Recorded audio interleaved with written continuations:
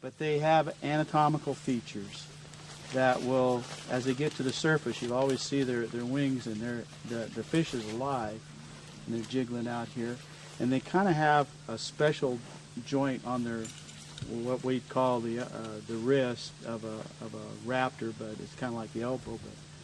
But when they push down, and they'll almost like hop right out of the water. And there's a cohesion going on where that fish, you know, anything you try to extract, it's even heavier than when they try to get it out of the water. But that tension force on the water surface, that'll break free. And of course, by then, there's just water flying everywhere because the fish is wiggling, the bird's taking 1, 2 strokes. About the third or fourth stroke, they, just like a dog would do, to remove excess water, because they're going to try to fly away, and they'll shake. And in the process of that, of course, then gravity, they're getting close to the water again, but you see them just gracefully just shaking, and then almost hit the water again, and then start stroking away.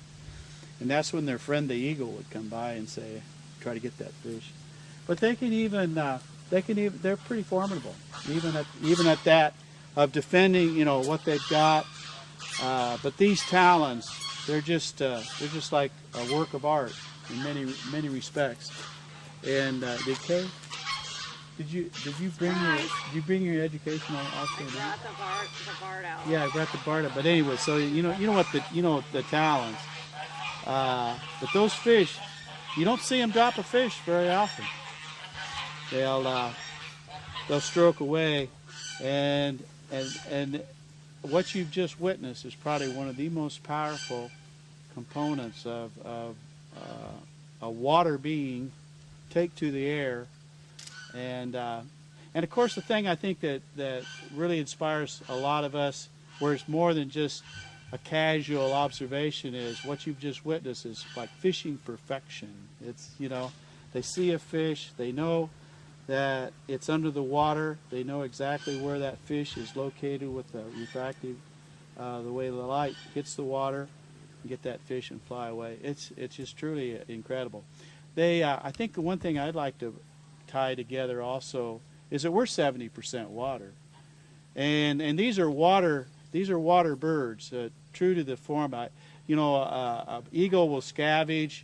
A lot of other raptors, you know, they'll scavenge at roadkill or their prey. A lot of mammals, but these ospreys are after. They're a water-loving creature, and that's kind of why we like to select these sites where Iowa has a resource now of these larger reservoirs. But there was a time when we just did not have ospreys because of the DDT that got in the water.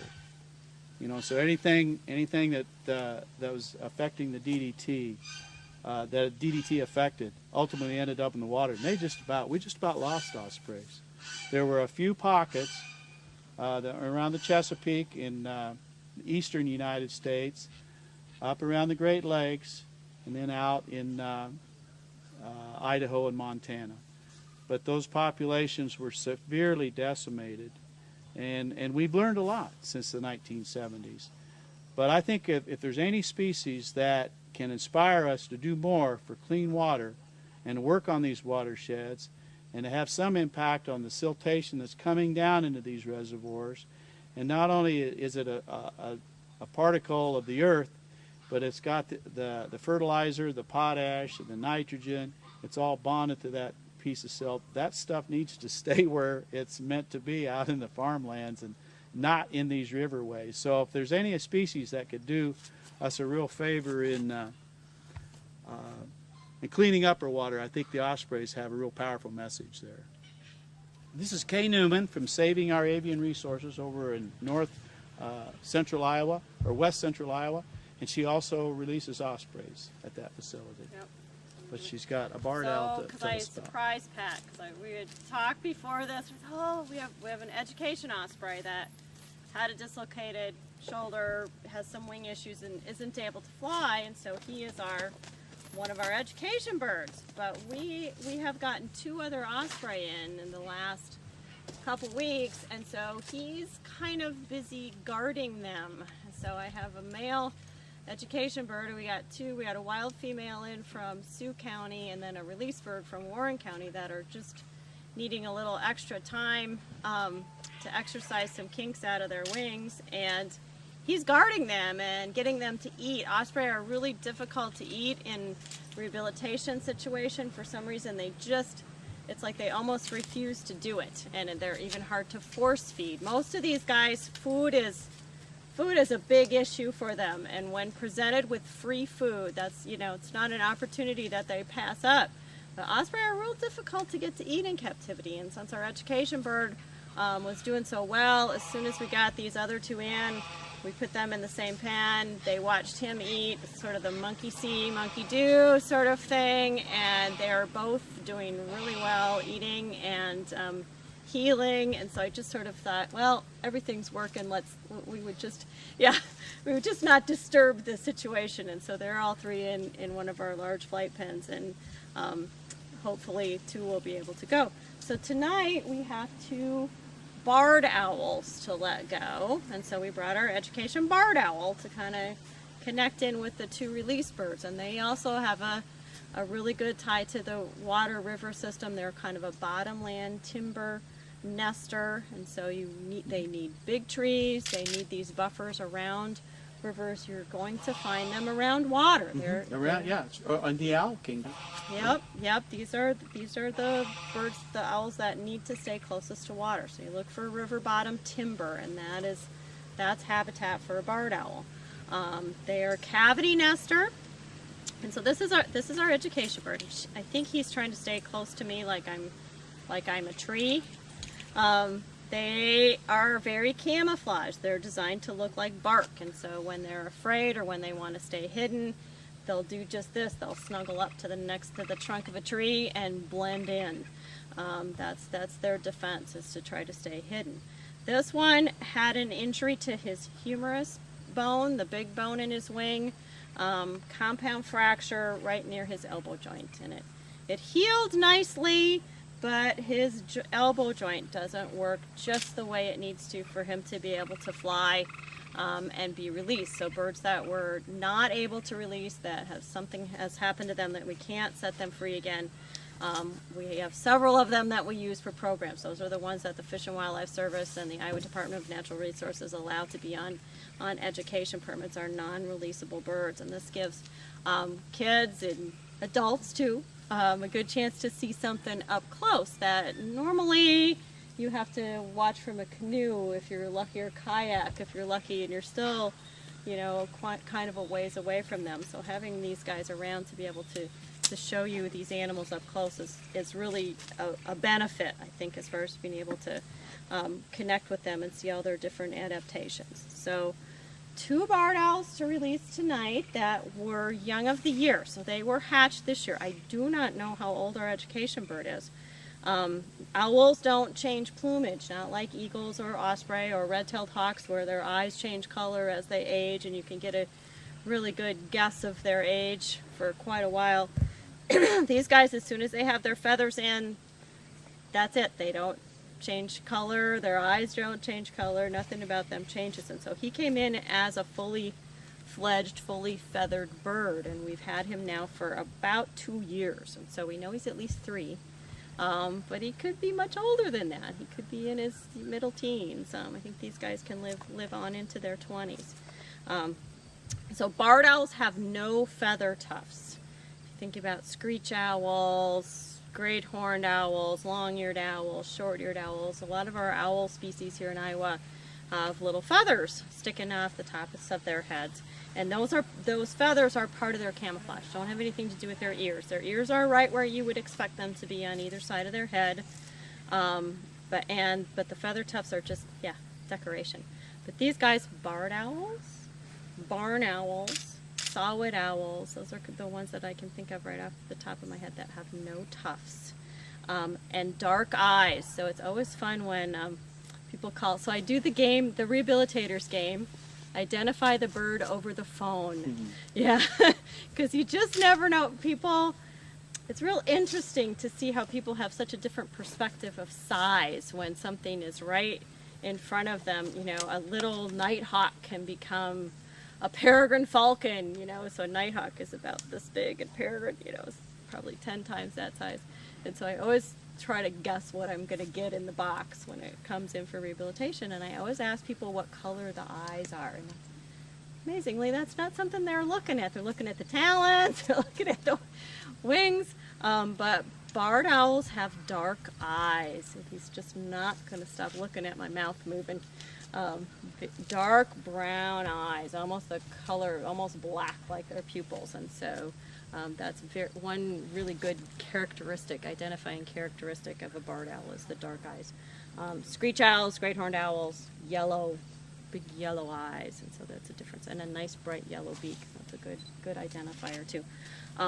Barred owls are named because they have up and down bar stripes across their belly, and so barring in the front, and that's part of their bark camouflage. Our education birds work great, and now we do have this education osprey as far as being able to foster. And so we had, this year was the year of the baby screech owl. I think we had 19 baby screech owls come in this year. And I'm sure it had something to do with the ice storms, and because they're also cavity nesters, and so people were doing a lot of tree trimming, a lot of debris removal, and then a windstorm would come through and break off more branches. And so we actually had chicks that people were hauling branches to a big burn pile, and they would just offload, and one guy came and he was unloading his branches, and he looked down and there's 4 little white fuzzy screech owls laying there. And so somebody had hauled a whole entire nest cavity and dumped it there. And so those guys, we didn't know where to take them back to. And so our education screech owl, even though she has some vision issues, she can't see well, and that's the reason that we have her, but as soon as I put those 4 babies in there with her, she could hear them peeping, and she immediately started feeding them. And she hadn't gone through any of the egg laying, none of that cycling that they normally do, but there's something about, and I think people are that way too. You're a baby crying, you're gonna go find out what's wrong and fix it, and so she just knew by their noises that they were hungry, and so she raised all 4 of them, and that was way easier than putting a bluegill in a blender, and she did everything for us with those 2, and then that helps to make sure that those babies don't imprint. They will be able to look at her the entire time that they're growing up, and that's a very good way to raise some of these babies that don't have other options. Is that our education birds help with modeling the correct owl behavior or hawk behavior when we have youngsters come in. And so we have had a couple bald eagles come in the last 2 weeks, and so that's been sort of an interesting process too. And I should have my sign. We can talk about this and find some time until Chief Golden Eagle gets here. How big a facility do you have?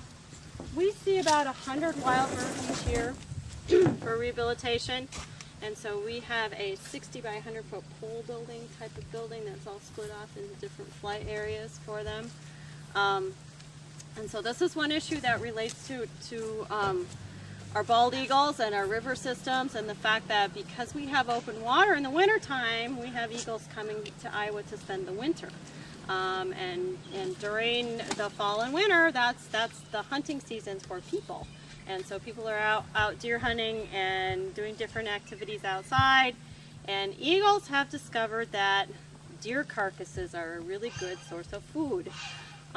They can eat for several days, when they find a carcass, and we started. So the rehabilitators across Iowa have been gathering data on bald eagles for the last 6 years, and we're seeing it will happen the end of October, the first part of November. We will start seeing lead poison bald eagles coming. The last 2 that we've had come in this summer have tested out fine. There hasn't been any lead in their systems.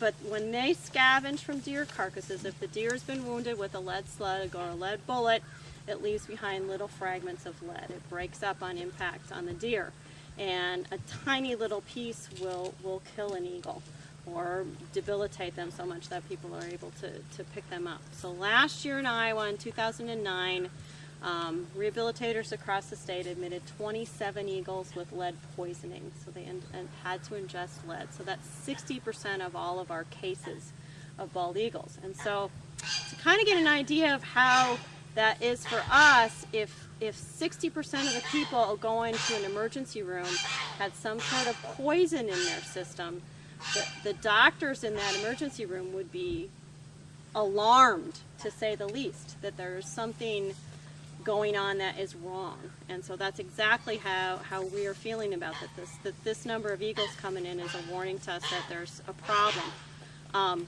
They make solid copper deer slugs and solid copper bullets. And so we've been on a mission to get 200,000 deer hunters to switch bullets. Easy, right? Yeah. I never dreamed, being a rehabilitator, I would end up advertising bullets. But that's what we've been doing. Copper is not toxic to these guys. It wouldn't be toxic to people either. They're a little bit more expensive, a tiny bit more, like $1 more a shot. And so if you're a really bad shot, it might cost you $15 more. That's a really bad shot. Yeah, so that's like a pizza, and so when you kind of put it into perspective, it's not a lot more money. It's a very easy fix to a problem that we have. When Pat talking about silt in our river systems and global warming and all of the other things that we're concerned about, this one seems to be a very simple sort of thing that if we can get people to switch from lead to copper, we'll save eagles. Plus the new research that we've been doing. I have a very patient veterinarian that I work with, and so we have x-rayed deer carcasses, we've x-rayed deer gut piles, and of course we're finding lead fragments in both of those things. Now we've started x-raying venison, ground meat that is meant for people to eat. And yeah, it kind of follows, doesn't it? We're finding about 30% of the packages of venison that we've been x-raying for friends have lead fragments in them. And so people should not eat lead either. That's sort of a given. It's been a known poison for several thousand years. And so because our digestive system is not as efficient as an eagle's, we don't react the same way. We just pick up a little bit of it with each meal, and it gets stored away in our bone tissue. We're just talking about eggs not hatching. Lead mimics calcium in your body and in an eagle's body, and so it can cross the placenta, and it's found in breast milk, it's found in embryos, it can cross from the mother to the egg. And so I'm a little curious as to what might be happening. An eggshell is made mostly of calcium, and so we may be looking at, it seems to be mirroring the DDT problem that we had 30, 40 years ago. And so hopefully what Pat said was true, is that we've learned something from that. We'll be able to hopefully maybe act a little bit more quickly. It's been a little frustrating, but we're plugging away. How about shotgun shells? Can you switch to steel? So shotgun, so if you're going to hunt waterfowl, you're required to use non-toxic. So if you're going to hunt ducks and geese, you have to use steel, tin, or there's certain alloys that are approved by Fish and Wildlife Service, but not lead. If you're going to hunt pheasants or rabbits, yep, any of that other stuff, you're allowed to use lead. There are certain areas, so there's a lot of northwest Iowa, all of that public land up there you're required to use non-toxic shot because it's so close to a lot of wetland areas. And so there are a lot of pheasant hunters. In fact, I've talked to several Pheasant Forever people on this, and they said when they hunt some of those areas, and South Dakota, any public area in South Dakota is lead-free for no matter what you're hunting, lead-free shot. And so a lot of the upland hunters are starting to switch over to steel and non-toxic because the rules are kind of a hodgepodge, and so for them to be safe, they just don't carry lead at all, and then they won't be breaking any rules that way. So it's coming, but it's very incremental, and for me it's very slow because it's so difficult for me to watch these birds die. They go into seizures. So watching an eagle have seizures that's not something I ever want to do. They lose their eyesight because their brain swells and it presses on their optic nerves. They can't eat because their stomach lining is ulcerated, and so they're just, it's a they're very difficult cases to deal with.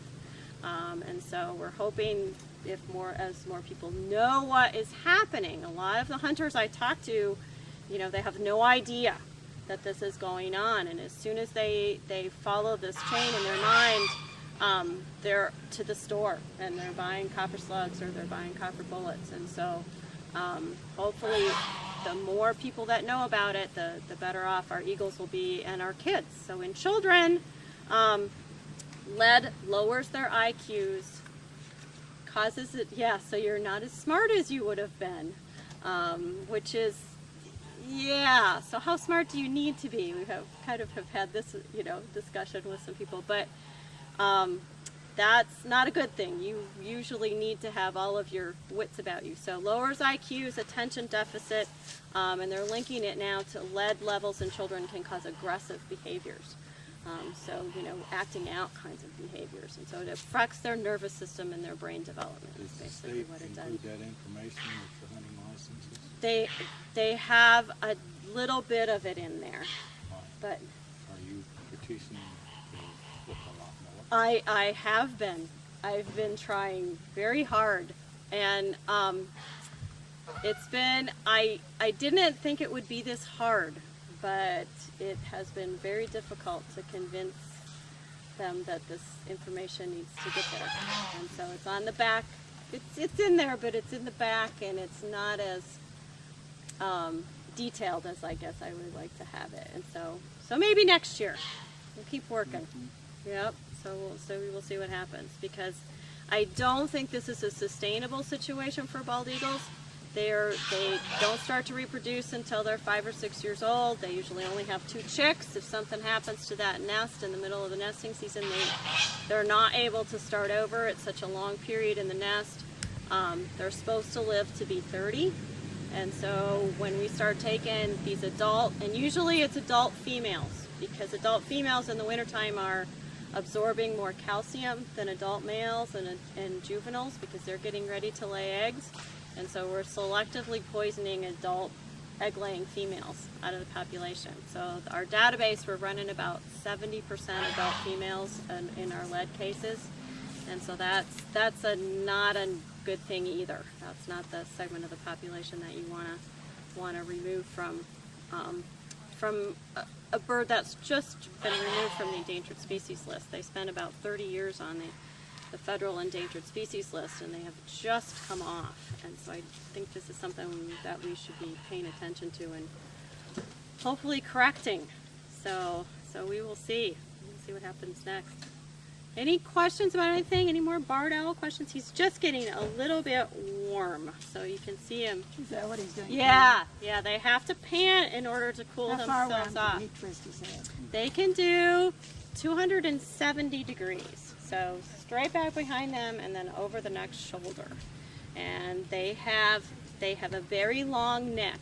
All the kids love it when I say that. They go, no, they it's in there, and I need to remember to bring an x-ray, because when we x-ray these guys, we get to see it. Their neck is all curled up in an S shape inside their body, but that's twice as many vertebrae as what we have in our neck part of our spine. So they have 14 vertebrae in there, and that's what lets them swivel their head around like that. And that's all part of their hunting strategy. So if they're sitting on a perch and they've heard something back behind them, they can swivel their head around, check it out. They don't have to make a big commotion on the branch and turn their whole body around. The facial disc of feathers helps them to hear. And so all owls have that. It's very owly characteristic. And it funnels the sound waves into their ears. And so these guys hear sounds at higher frequencies than what our ears are able to pick up. So we don't hear all the noises that mice are making. Aren't you guys disappointed that our ears just can't pick up their nice little high-pitched, high-frequency sounds all the time? I think I'm sort of happy that I don't know what the mice are doing all the time. But these guys, owls' ears are actually tuned into the frequencies of sounds that mice make. High-pitched, squeaky sounds and rustling leaves is what their ears pick up on the best. And the very large eyes, for hunting in low light conditions. They have special cells, special structures in their eyes that they need more room in there to be able to hold those cells and be able to see in very low light conditions. So their skull, when you see one of their, you just see a tiny bit of their eye. Most of their eyeball is still back inside their skull. And so the eye structure on owls is a pretty amazing thing. And so I think there's a lot that they can hear and see that we don't have any idea what their senses are able to take in. And how come they have feathers all the way down to the tips of their toes? You think about eagles and hawks and falcons, they all have scales on their legs and on their toes. Owls, most owls have feathers that all come all the way down to the tips. The kids always come up and say, oh, to keep their toes warm, right? Which I'm buying that one, because these guys are hunting. These are resident owls. They're going to stay here year round, and they're hunting at night. Cold is part of our 24-hour cycle in the wintertime, and so yeah, it might be just little leg warmers. That might be part of it. They think too it helps to muffle sound. So scales going through the air are going to be a lot noisier than just soft, fluffy feathers. And so these guys are designed just to be very, very sneaky. Hunting in the dark, flying without making any noises. Very, very good hearing. So they're designed to just stay hidden, watch, wait, and the mouse never knows. Do they have those projections on the front of the wing margin? Their edges of the leading edge of the wing is fringed, kind of like you're looking at a comb from the side when you look at that leading edge of their feather. And that's unique to the owls. If you look at a hawk feather or an eagle feather, it's sharp and it's straight and there's no fringing. And that fringe allows the air to pass through. They don't cut the air, it just so it doesn't whistle. Kind of float through. Yep, it muffles the sound. Pat Murphy's he's of the Iowa Nation of Kansas and Nebraska. So when the Iowa people were here, now their culture, our culture, is in Kansas, Nebraska, and I guess understand some Iowa down in Oklahoma also, near Red Rock in Oklahoma. Habitat base of the reservoir alone. It doesn't mean make any difference where they were. If they have the habitat, they're going to occupy. So we were able to think that it would be kind of special to go ahead and try to have an osprey program, not knowing how to anticipate how it was going to catch on. But this was one of the sites, one of 11, and one of Marla's birds was nesting at Walnut Woods, just south of Des Moines. We're sure anxious to get them nesting right here, and she did release 4 more this year. But the birds that she released this year are going to go to Central and South America any day now. Hence, that's why we like to do this program now. But they won't even come back until 2012 and won't even be potential nesters until 2013 or 14. But the birds she released in 2007, 8, and 9 are kind of the investment. How come that? It just takes them Until about they 4. become adults? Or? Yeah, it takes them 4 or 5 years before they. Yeah, so not a lot of instant gratification with this osprey work. But since the first nesting in 2003, this year in 2010, now we have 16 nesting pairs. So incrementally, it's growing right along. This year we produced more wild ospreys in Iowa than we brought here from Wisconsin and Minnesota. So we're complementing nature. It's not as if we're going to have to keep bringing them here forever. We're hoping that again, those birds from 2007, 8, and 9 will establish nesting. She's ready. This is the she. And so, how do you know? Oh, you guys just have to believe me. There's no color difference between the males or the females. So you have to go by size, and in raptors, the females are larger than the males.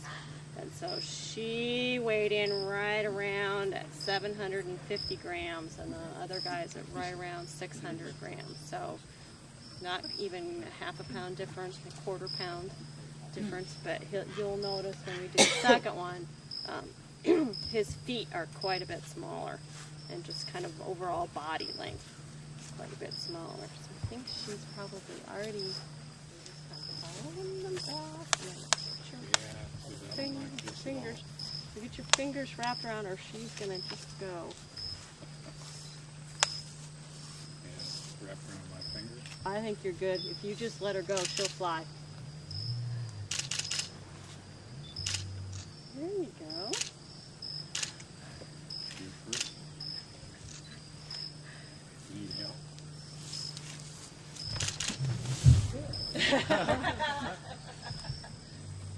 Oh yeah. Oh yeah, that's pretty good. Yeah, let's go to the first branch we come to. She did fine.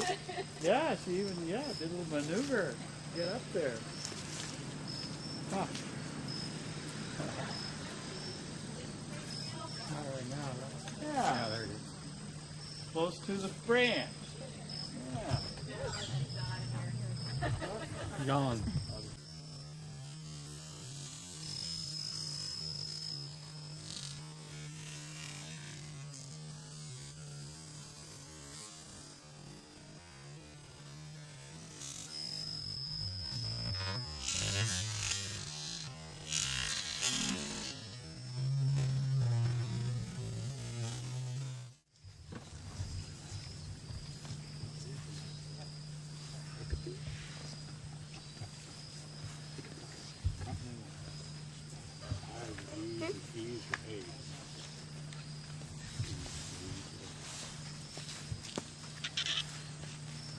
So can you guys hear the songbirds over there?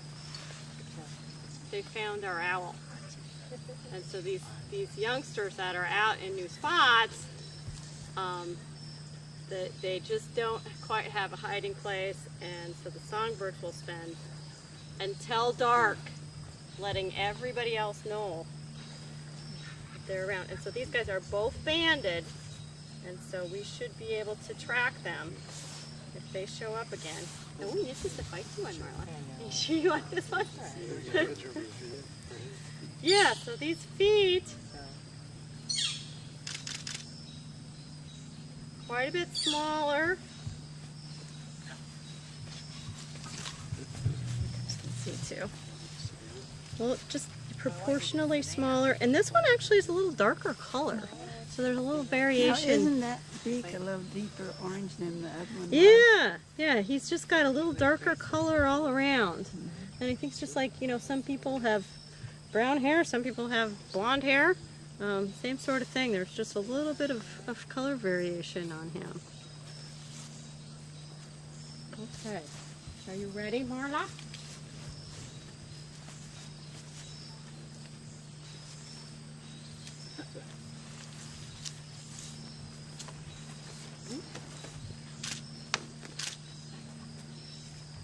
We thought the eagles were a big deal last year. I don't know. These sparrows are giving us. Oh. It is a nice blessing of birds. Oh.